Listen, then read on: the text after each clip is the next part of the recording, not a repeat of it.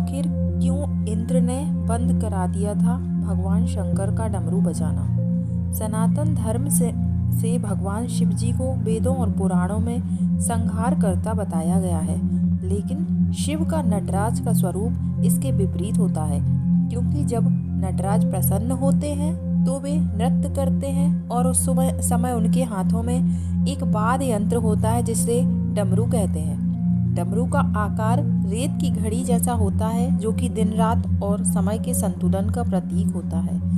ऐसे ही भगवान शिव है, जिनका स्वरूप बैरागी तो दूसरा भोगी स्वरूप का है, जो नृत्य करते हैं, परिवार के साथ जीते हैं। मान्यता है कि जब सृष्टि के आरंभ में देवी सरस्वती प्रकट हुई, तब सरस्वती जी ने अपनी बीड़ा के स्वर से सृष्टि में ध्वनि का संचार किया, किंतु इस ध्वनि में ना तो स्वर था और ना ही संगीत था।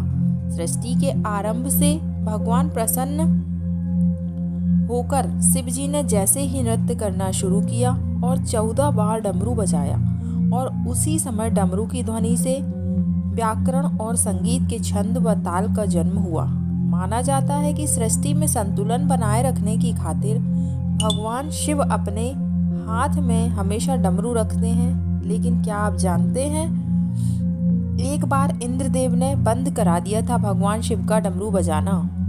धार्मिक कथा के अनुसार एक बार इंद्रदेव किसी कारण की वजह से पृथ्वीवासियों से नाराज हो गए और उसी नाराजगी में उन्होंने यह कह दिया कि आने वाले 12 सालों तक वर्षा नहीं होनी है।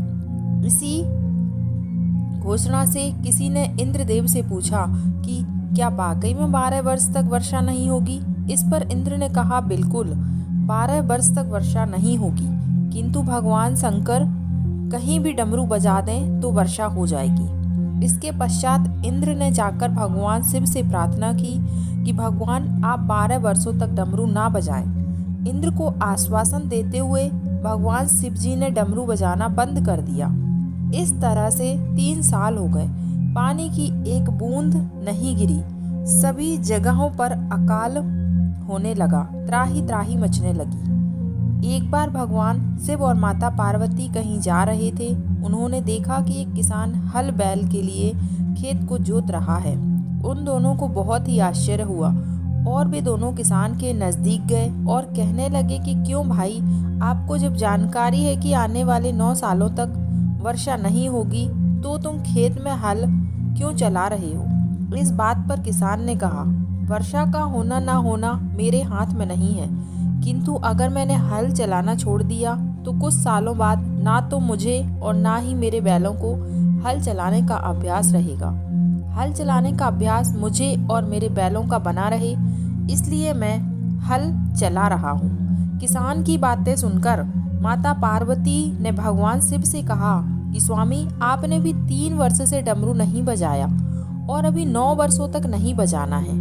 कहीं आप भी तो डमरू बजाने का अभ्यास भूल ना जाएं।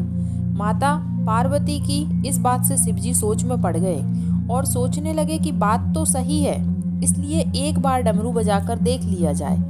यह सोचकर भगवान शिव ने डमरू बजाकर देखा।